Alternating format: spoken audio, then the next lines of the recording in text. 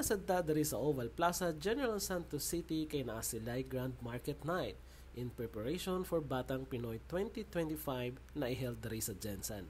Yes, kita ang mag-host sa Batang Pinoy 2025. It's a youth game kung asa diri mahitabo sa Jensen ang gidaluhan sa lahi-lahi nga cities nationwide. So mao ma-expecta na daghang delegates maabot from different cities around the Philippines. Karon November 2025 na ang event. O diba, amazing kayo? Og samot pa kabibo ang Jensen Oval Plaza kay naa sila'y Grand Market Night. Sugod karon October hangtod November 3 na ay mga event diri og na ay mga baligya na mga lami nga pagkaon and very affordable. Yes, you heard it right. Ningaw kay diri nindot mag-chill-chill kauban ang imong pamilya, barkada ug labaw na ang imong uyab. Daghan kay kag mapilian diri usama na aning Kim's Korean Street Food kay mao ni siya ang pinakauna nga Korean restaurant before diri sa Jensen. Kung na-remember ninyo ang Kim's restaurant dito sa Santiago Boulevard at bang sa St. Elizabeth, mao ni siya. So karon na sila food stall dari sa Oval Plaza kay lami kayo ilang fish cake guys. This is one of my favorite na Korean food. Every time nagkakaon ka ani, it feels like in Korea. So sa inyong ganahulat guys, laag na mo diri sa Oval Plaza para ma-enjoy ninyo ang mga pagkaon. Usama na lang ang aning favorite na ko na Nutriken, fresh and healthy. The best kayo guys, refreshing ug healthy pa. So guys, unsa pa inyong ginahulat, dalanan ninyong friends, barkada, kabit ug kayaban din ha adto na diri sa Oval Plaza ug sulayin ninyo ang one of my favorite takoyaki in town. For me, mauna ni ang pinakalami na takoyaki na natilawan ako. Yes guys, lami jud kay siya kay naasay pusit sa sulod. Og generous kay sila sa sauce. If I were you, adto na mo diri guys para makatilaw na mo ani og kani. Burger department, one of my favorite burger in town. I think nationwide.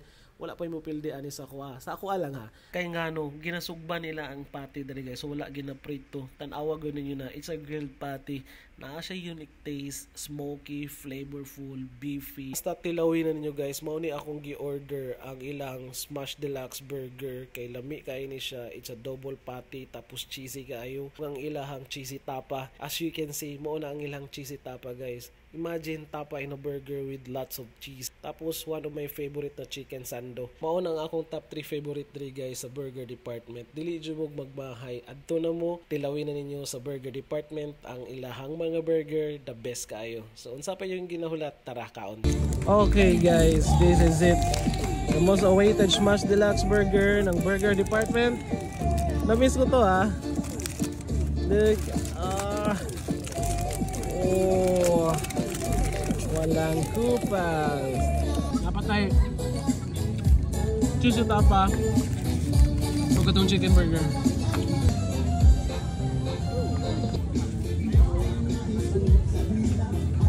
Look at that. What I like about this burger kay fresh tanan guys. Look at that. Ang cheese, ang lettuce, tapos ang iyahang beef patty kay grilled jud siya guys. So naa siya unique taste na mura siya smoky and beefy, basta tanan-tanan. Teka lami guys, lami jud ako. Burger department. Okay, first bite. Bismillah.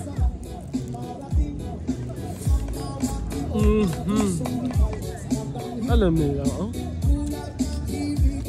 Number 1. Another bite. The best. This is the SMB takoyaki. Ay, kalami dyan dali.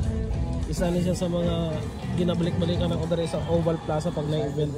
So first bite, bismillah. Grabe lang niya eh. Nasahan dyan yung mga squid. Ang iyang gulay, ang tanan sa sauce, compliment kayo. Tanawan niya yung sa sunod ha. Lahat squid sunod. Gulay o aban pa. Tapos sausawan mo sa sauce niya. Mas magsamot at kalami. Wow.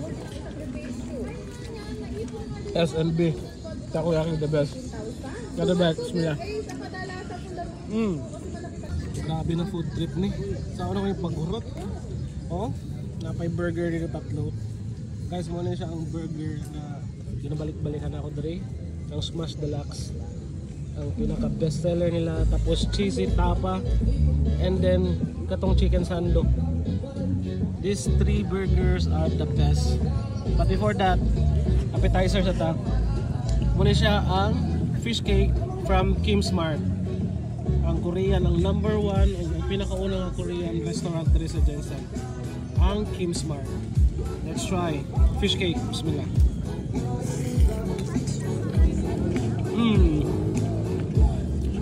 Walang kopa sir, lami aja dahil.